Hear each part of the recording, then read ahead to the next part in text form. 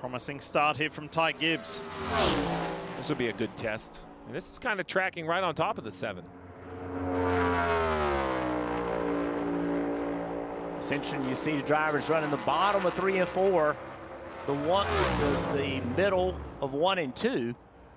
This is a good lap right here.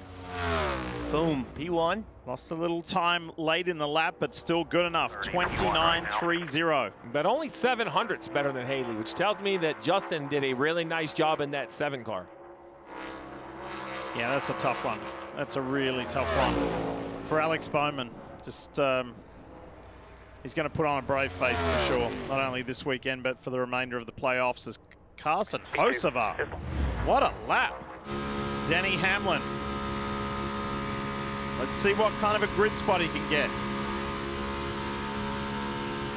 I thought a great drive last week. You think about the finish, it wasn't, you know, some impressive numerical finish, but having to step up late in that race in the second and the third stage to get the finish that he got. And we'll look at this lap. All in 3 and 4 too, Jeff. Pretty much matched Gibbs' speed through 1 and 2 and down the backstretch, but carried so much throttle into 3 and 4. And survived the last round of the playoffs. In my eyes, just sort of survived it. That's not going to work in this round. You're going to have to run in the front. He was out, and then he was in. The playoffs, that is. Joey Logano, 2-time champ. It was a theme that we spoke about last weekend. Does he have a chance to stay alive and become a 3-time champion? Well, now we know. Courtesy of the disqualification of the 48, the 22 is in. Logano is still alive. And let's see if he has a shot at getting back-to-back poles. Goes to provisional P2. Good start, stays green.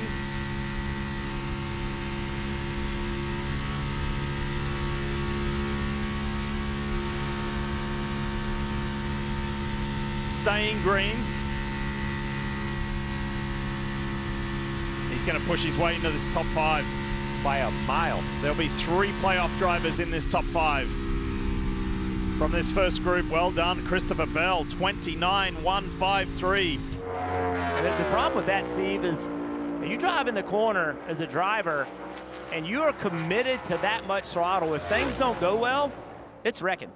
It's period. It's because you are committed to full throttle and the car doesn't talk to you quick enough to be able to react to it. And that 15 is, there's a lot of drivers looking at that telemetry right now saying, okay, he did it. He flat-footed it all the way around here. Can I do that? Going in the right direction off of 4. Oh, it's close. It's really close. Thousandths of a second. Well, you did all you could. That was wide open for P6. Well, don't want to hear about it. With 2 to go behind him, he wants to be at least 3rd. If he ends up 3rd, he knows he'll advance to the next round of qualifying. Well, this one's going to be fast enough. Well, he's just going to go all the way to the top, so there'll be no question.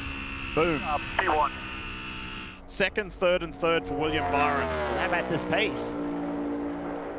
This is the William Byron from the beginning of the year. Remember, he won 3 races right away in the first few of the year. It's been a quiet summer. He's back. He's turning it up when it counts. The Daytona 500 winner goes to P2 provisionally.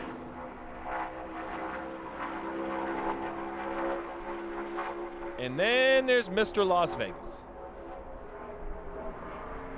Back-to-back wins here. Coming off a dominating win last week at the Roval. 62 laps led.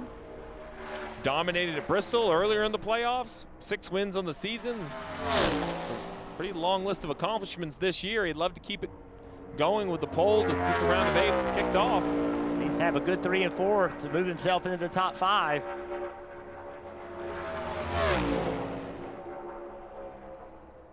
Still in the green. Comes to the line. And car 5, position 5. 3 playoff drivers in each group. Christopher Bell, Denny Hamlin, Joey Logano. In Group B, Tyler Reddick, William Byron, Kyle Larson, no Ryan Blaney. He crashed out in practice, and then Chase Elliott was the only other outsider. So that's a good spread as we get ready to go into the next phase of qualifying. It's going to be hotly contested. Little breathe out of the throttle. Look how tight this is. Not going to be enough. Further underscoring that lap from Carson Hocevar, how impressive it was. Up next, here's Denny Hamlin. It's been an odd playoffs for the 11. That first round started off very, very curious, I guess is the word I would use. The strategy to ride around of Atlanta didn't work. They were able to advance. Even the second round, just kind of hit or miss. Just waiting to see this team come to life and put some runs together that we would expect. Well, this lap's working. Sure is. Still in the green, getting better too. Faster and faster, and Denny Hamlin's going to go to the top. P1. Can you imagine for everything that's happened if Denny Hamlin can sit on the pole first race of the round of 8? He's got company though. His JGR teammate Christopher Bell is coming. Losing a little bit of time, getting it back. It's gone green. Look at this. Christopher Bell to the line, and he's going to push his teammate off that provisional pole. Talk about a guy driving to prove a point. The disqualification last weekend, bounced out of the playoffs. Not quite going to do it here. Does dislodge his teammate to provisionally sit on the front row. Off to a good start, Steve. Yeah, front row and second row. HMS and JGR are on the battle here. Byron wants to try to leapfrog his teammates. The last few cars are not able to keep pace with Bell on corner exit of 2.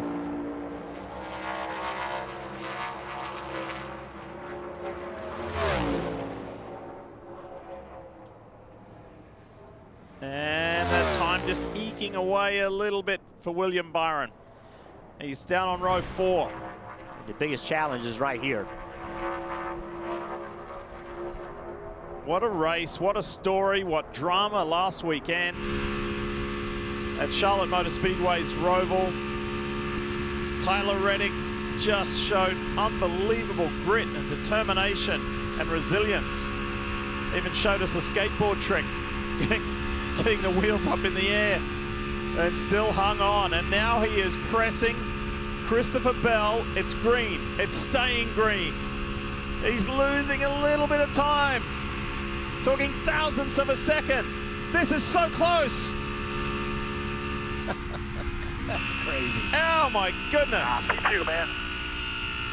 Christopher Bell, the smile gets even bigger. And Kim's there with the pole man. Yeah, and he held his cards close to the vest when we talked to him earlier about what his qualifying plan was. Whatever secrets he had, they worked. Your third Las Vegas pole. We know you have a first pole qualifying car. What do you have for the race tomorrow? I feel really good. I feel really comfortable. In practice, I don't think the pace showed what we had, but inside the car, I felt super, super comfortable. So I know that we're going to have a shot at it tomorrow. How much of a statement is this? I don't know. I mean, I've been in this position many of times, and obviously I've never won from the pole yet. So still waiting to do that, but maybe tomorrow's the day. Maybe tomorrow is the day. That's Christopher Bell. He will lead the field to green in tomorrow's Cup Series race. Do you remember Kansas? He won the pole there, and he was leading in stage 1. Unforced error, hit the wall. Leading in stage 2, unforced error, hit the wall. And so maybe tomorrow is recovery, retribution. Maybe, just maybe, 2 playoff drivers fill the front row. Yeah, 4 inside that top 8, 6 inside the top 10. Only Chase Elliott and Ryan Blaney were unable to. Chase Elliott qualified in row 9. Jeff Blaney all the way at the back of the backup car. Yeah, Chase Elliott a long way to go, but a good car in race trim. You see a lot of drivers here that their year's coming to an end. They're not worried about a championship. They're racing for race wins. See, Ryan Blaney, he's going to start dead last in that backup that you just talked about, Steve. Their teammates had good pace in race trim, though, so they have something to go off of. Hi, I'm Parker Kligerman. For more access like this from Pit Road, be sure to click and subscribe to the Motorsports at NBC YouTube channel.